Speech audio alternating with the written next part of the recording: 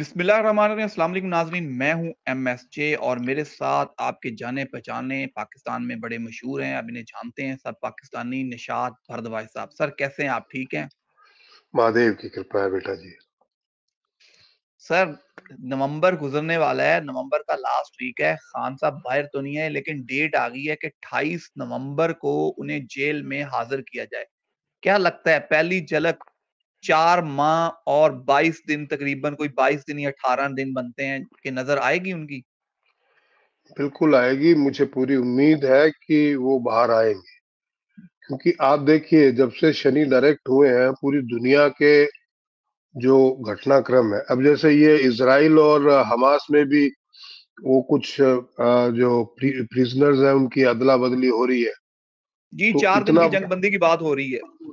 4 दिन की जंगबंदी की बात होगी और वो उधर दोनों तरफ से एक दूसरे के जो बंदी हैं उनको छोड़ेंगे। बिल्कुल। जो तो जब वो छूट सकते हैं तो खान साहब ने इतना बड़ा गुनाह तो नहीं किया यार। नहीं, नहीं सर, वो आपकी बात ठीक है लेकिन देखिए ना 4 माह हो गए, खान साहब की पहली झलक तक नज़र नहीं आई। तो 28 को जज साहब ने बुलाया है अदालत में, आपको क्या लगता है रिहाई तो आप कह रहे हैं कि होगी, झलक नज़र आ पाएगी 28 नवंबर को? बिल्कुल आएगी और वो छूटेंगे भी, उनको ज़मानत मिल जाएगी। ठीक है, वो केस हो सकता है खत्म ना करें बट उनको ज़मानत पे बाहर कर दिया जाएगा। किसी और नए केस में गिरफ्तारी तो नहीं हो जाएगी? ना अब ना होती, अब जब ये इलेक्शन अगर होने हैं, अगर इन्होंने इलेक्शन करवाने हैं तब तो नहीं होगी और नहीं कराने खाली इलेक्शन का ड्रामा करना है, तब फिर हो सकती है लेकिन वो बाहर इनको लाना पड़ेगा। क्योंकि उनका टाइम ठीक नहीं चल रहा खान साहब का। वो तो मैंने आपको कहा था अगले साल अगस्त जुलाई अगस्त तक उनका समय ठीक नहीं है। बिल्कुल। लेकिन क्योंकि शनि डायरेक्ट हो गए हैं और Shani is a Lord of justice, तो उससे उम्मीद बनती है कि इनको जेल से बाहर आना चाहिए। और वैसे भी प्रैक्टिकली देखो बिसाइड एस्ट्रोलॉजी, तो पाकिस्तान में अगर इनको दिखाने के लिए भी इलेक्शन करने हैं तो पार्टियां तो दो होनी चाहिए ना आमने सामने। बिल्कुल। अगर इमरान खान बाहर नहीं आएंगे तो क्या नवाज शरीफ खुद से ही लड़ेगा? वो तो सर फिर है ऐसे ही है कि सारे मिलके एक ही जमात इलेक्शन लड़ ले और दूसरी जमात का इंतखाबी निशान ना हो, मेरे जैसे कुछ आजाद लोग भी इंतखाब में हिस्सा ले सकें। नहीं होना क्या, देखो क्या है, Shani represent to the people, आवाम को रिप्रेजेंट करता है। और शनि का ऐसा है कि आवाम जस्टिस करेगी, क्योंकि शनि को has to deliver the justice. तो या तो सिस्टम जस्टिस डिलीवर करे या आवाम करेगी, जस्टिस विल बी डिलीवर्ड। अगर इन्होंने कोई हेराफेरी की तो मैं आपको बता दूं कि आवाम सड़कों पे फिर आएगी और अब की बार बिना डर के आएगी। ये जो दहशत का माहौल लोगों के दिल में एक खौफ सा पैदा किया हुआ है ना, इस सारे एटमॉस्फेयर ने, मैं नाम नहीं लूंगा किसी का क्योंकि फिर तुम्हारे चैनल पे दिक्कतें आ जाए और तुमको काटना पड़े। तो ये बिल्कुल। जिस जिस तरीके का दहशत का माहौल जो क्रिएट हुआ पड़ा है कि आदमी खुल के अब बात भी नहीं कर सकता, तो वो आवाम बेखौफ होके सड़कों पे आ जाएगी अगर इन्होंने कुछ हेरा फेरी की। और वो ऑल ऑफ सडन होगा सर क्योंकि शनि, देखिए शनि और केतु का षडाष्टक योग बना हुआ है। पाकिस्तान, हिंदुस्तान, अफगानिस्तान, बांग्लादेश, पूरा अरब मुमालिक, ये जो एरिया पूरा है, इवन इधर जाओगे वेस्ट में भी, अमेरिका, कनाडा, जर्मनी, फ्रांस, तुर्की, ये जितनी कंट्रीज का मैं नाम ले रहा हूं, ये अगले कुछ 4-5 महीनों के लिए बिल्कुल महफूज नहीं है। यहाँ पे मुख्तलिफ तरह की जो खौफनाक घटनाएं अंजाम हो सकती है। तो और सूरत हाल ये है कि आपके यहाँ भी इलेक्शन है, हमारे यहाँ भी इलेक्शन है। सर 76 कंट्रीज में इलेक्शन है कह रहे हैं 2024 में, उसमें हम आपसे डिटेल में बात करेंगे, उन कंट्रीज के नाम भी लेके आएंगे। 76, मैं तो अपने खित्ते की बात कर रहा हूँ, वो तो चलो वो तो मैंने आपको अमेरिका कनाडा भी बता ही दिया है, सर आपको हमारे खित्ते जर्मनी में फ्रांस। ताइवान में इलेक्शन है, बांग्लादेश में इलेक्शन है, इंडिया में इलेक्शन है, पाकिस्तान में इलेक्शन है, देखो और यूरोप में बांग्लादेश होगी। में बांग्लादेश के हालात बिगड़ने वाले हैं। वहां भी कुछ न कुछ ऐसी सूरत हाल बनेगी कि वहां पे लोगों को परेशानी होगी। हिंदुस्तान में बनेगी, पाकिस्तान में बनेगी। आपको मैं बता दूं, ताइवान के अंदर चाइना कोई न कोई बखेड़ा खड़ा करे। वो ताइवान का फ्रंट चाइना खोलने वाला है। चाइना के खुद के अंदर ऐसे सूरत हाल बनेंगे, बीमारी आएगी कोई ना कोई, जो ये तो लोग बताते हैं नहीं। और अंदर इनके डेमोन्स्ट्रेशन होंगे जिसकी खबरें अगर आप सहाफी हैं तो आपको दूसरे सहाफियों से मिल जाएगी। बट वो आज भी हो रहा है वहां। मेरी आज सवेरे बात हुई थी चाइना, तो मुझे कहा गया कि यहाँ पे हालात ठीक नहीं है, गुरुजी हम वापस आ जाएं क्या, धंधा पानी बंद करके। अब कोई भी बिजनेसमैन इस हद तक सोचने लगे, मतलब हालात वाकई नासाज है। तो ये जितना भी ये पूरा एरिया है, इवन अब अरब ममालिक में भी अभी आपको ये इसराइल और हमास की जो जंग है वो धीमी पड़ती हुई नजर आ रही है, पर ये एक ब्रीदिंग स्पेस दोनों को चाहिए लड़ने के लिए। एक होता है ना, लड़ते लड़ते दो पहलवान सांस थक लेते हैं। जाते। बिल्कुल। हाँ, तो ये उसी तरीके का, और इसमें ईरान अमेरिका की कॉन्फ्लिक्ट भी मुझे आगे होती हुई नजर आ रही है। जो अभी यमन में हुआ, जो एक शिप को उन्होंने हाईजैक कर लिया, बिल्कुल, वो एक हुसी ने, हुसियों ने। हाँ, तो वो हुतियों ने जो किया है वो घटना छोटी नहीं है, वो एक छोटा इंसिडेंस नहीं है। वो आगे जाके बड़ा कुछ उसका अंजाम होने वाला है, क्योंकि वहां से ऑलमोस्ट सभी कंट्रीज के शिप आते हैं, और वेस्टर्न कंट्रीज का जितना भी कारोबार है वहीं से होता है। तो वो अगर अपना कारोबार नहीं करेंगे, वो कहते हैं कारोबार नहीं करने देंगे, तो उनको भी कुछ ना कुछ सोचना पड़ेगा, क्योंकि कोई अल्टरनेटिव रूट ही नहीं है लाल सागर के अलावा। तो ये चीजें बिगड़ती हुई दिख रही है भाई। सर अगर आपसे मैं पूछूं कि अब तो खान साहब के खिलाफ हमारे यहाँ प्रेस कॉन्फ्रेंसें होती थी, अब तो लोग इंटरव्यूज देना शुरू हो गए हैं। सुनने में ये आ रहा है कि कोई 2 बड़े इंटरव्यूज और आ रहे हैं। क्या इन इंटरव्यूज के आने से खान साहब की मकबूलियत कम हो जाएगी? अवाम जो उनके साथ है उन्हें छोड़ देगी? देखिए क्या है, मैं आपको एक बहुत ही प्रैक्टिकल बात बताता हूँ। यहाँ तो लोग जो है ना, आपको, दूसरों को छोड़िए, आपको अपने ही माँ बाप के खिलाफ बोलने वाले लोग मिल जाएंगे। बेशक। और ये जो लोग अभी बयाना दे रहे हैं, इनकी अपनी खुद की हैसियत क्या है भाई? Who are they? आवाम अगर, चलो ठीक है, आवाम उनका इमरान खान के अगेंस्ट भी जाए तो किसके कहने पे जाए?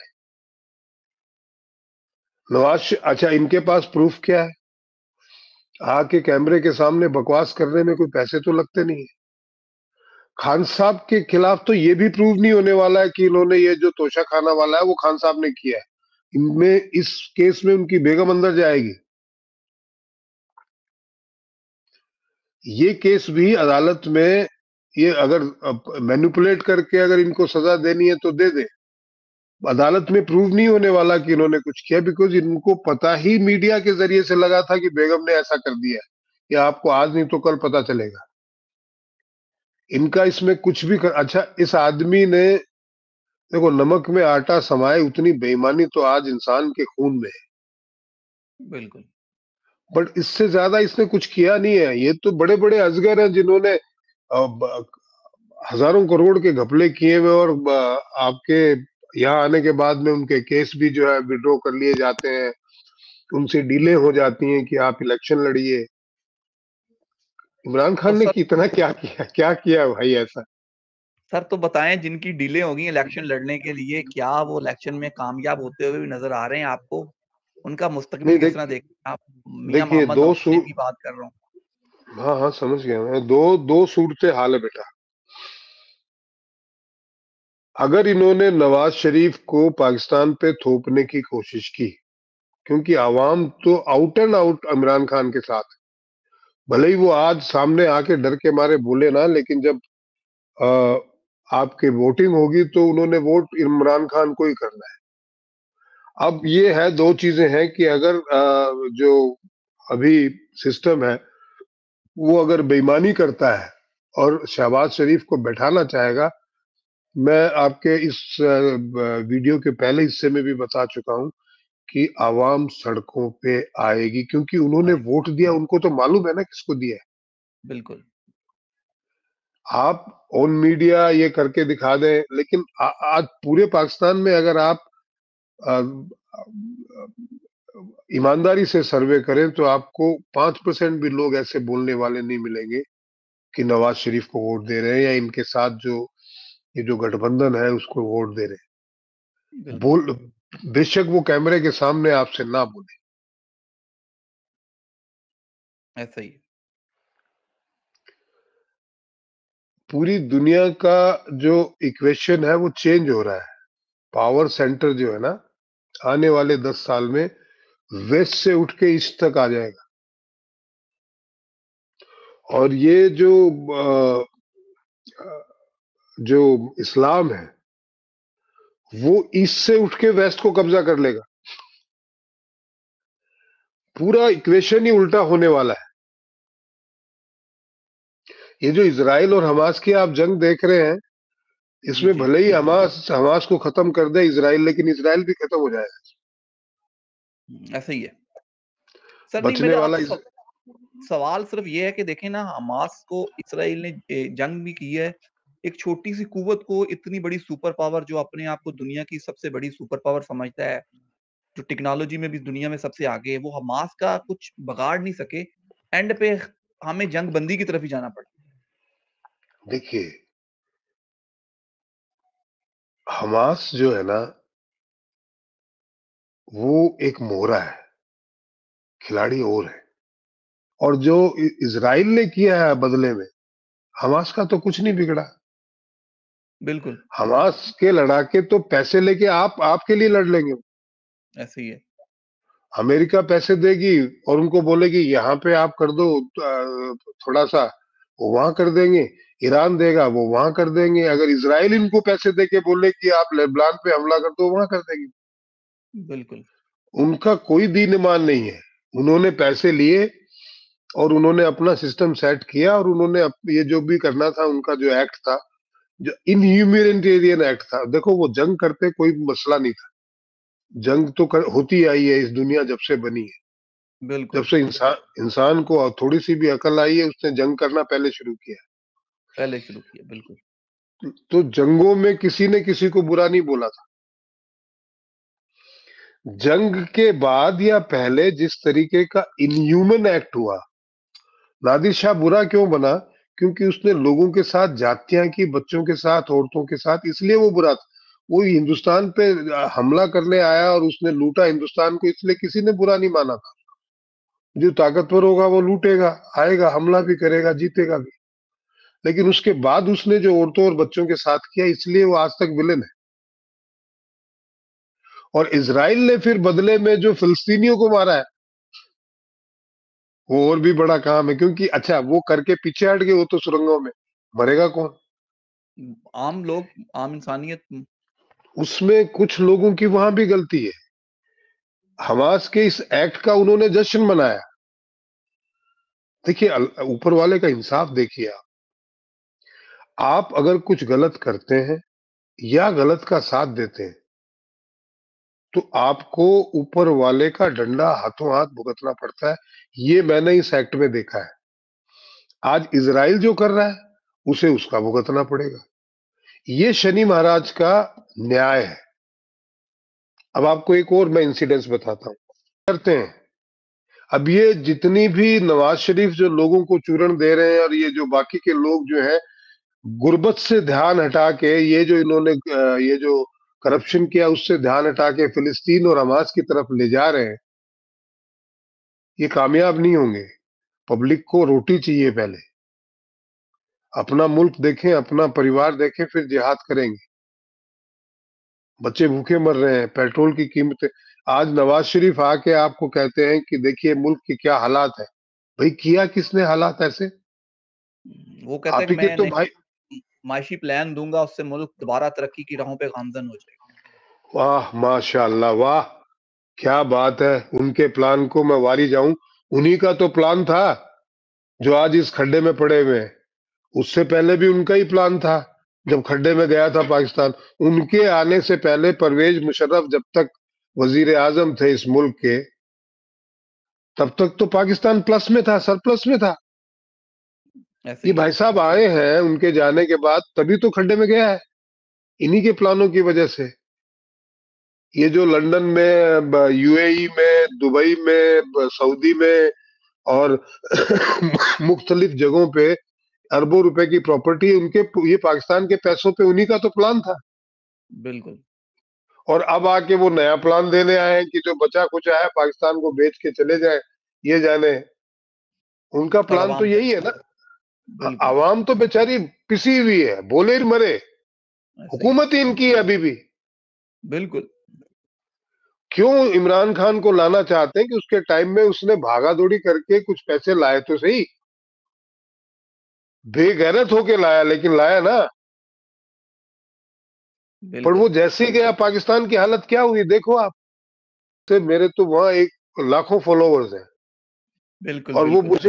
मुझे पूरी दुनिया से मुझे फोन आते हैं कि आचार्य जी आप सही बोल रहे हैं, हालात यही है, लेकिन पाकिस्तान में रह के ये बात नहीं की जा सकती। बिल्कुल ऐसे ही है, ऐसे ही है। तो क्या मुमकिन करें नहीं है। भाई, क्या करें। अब इनकी गाते रहें, वो जो आप बोल रहे हैं इंटरव्यू दे रहे हैं, तो वो क्या करेंगे। इनकी गाने के अलावा कोई आवाज उठा नहीं सकते वहां पे। बिल्कुल। बिल्कुल। इमरान खान ने उठाई ना आवाज, इसकी पार्टी में कोई एक चिड़ी चिड़ी कौवा मिला, कोई चिड़ी बंदा मिला आपको? अब बचा है कोई? अकेला इमरान खान। सर बताएं फिर उस पार्टी में जब बचा कुचा कुछ नहीं है तो फिर किस तरह वोट लेगी, किस तरह इलेक्शन लड़ेगी? वकील आएंगे, सुनने में आ रहा है कि पाकिस्तान की हिस्ट्री में पहली दफा तरीके इंसाफ से कोई 70 से 80% वकील इलेक्शन लड़ रहे हैं। ऐसा मुमकिन है सितारों की पोजीशन से लगता है? बिल्कुल मुमकिन है, वकील लड़ सकते हैं। यंग ब्लड आएगा पार्टी में, पढ़ा लिखा तबका, वो ज्वाइन करेंगे पार्टी।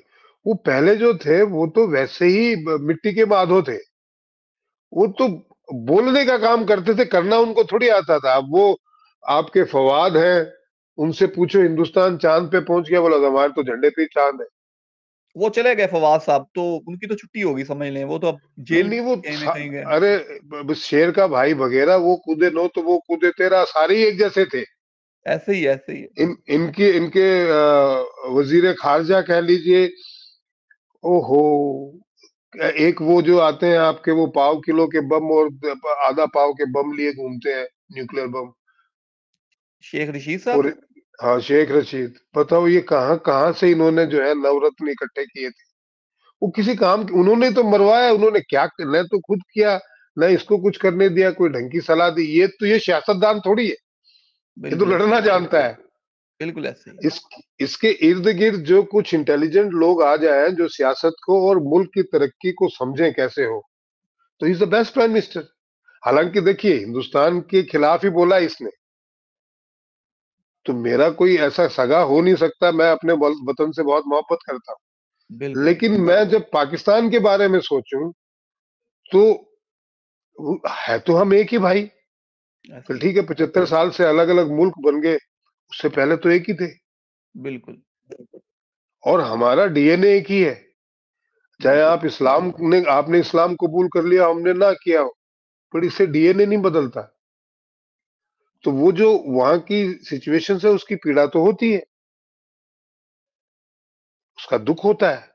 बिल्कुल पड़ोसियों को दुख होता और है ना सर, जो इतने अहम नहीं, पड़ोसी हो, उसी को दुख होता है। अरे मैं बेटा आपको बताऊं, आज जो चले। पिछली बार तालिबान आई थी जी अफगानिस्तान जी। में, जी जी। उन्होंने वो बुद्ध के जो बुत हैं, बड़े बड़े जो विशालकाय बुद्ध के बुत थे, उनको तोड़ दिया। ऐसे ही है। ठीक है जी, तो बहुत बढ़िया तोड़ दिया, क्या मिला? कुछ भी नहीं मिलना क्या। वो थे तब तक लोग उन्हें देखने आते थे, आपकी इकोनॉमी चलती थी इकोनॉमी आपके। बढ़ती, टूरिज्म था आपका, टूरिज्म था, आपने तबाह कर दिया। और एक एक एक्सचेंज ऑफ कल्चर था वहां पे। आपके ऊपर ये इल्जाम नहीं लगाया जा सकता था कि भाई आप बड़े कट्टर हैं, बिल्कुल। है। अब वो गुफाओं को देखने आते थे, मोक की जो है। अफगानिस्तान को पहले तो रशिया ने बर्बाद कर दिया, सारे पेड़ काट दिए। अफगानिस्तान बहुत खूबसूरत मुल्क था।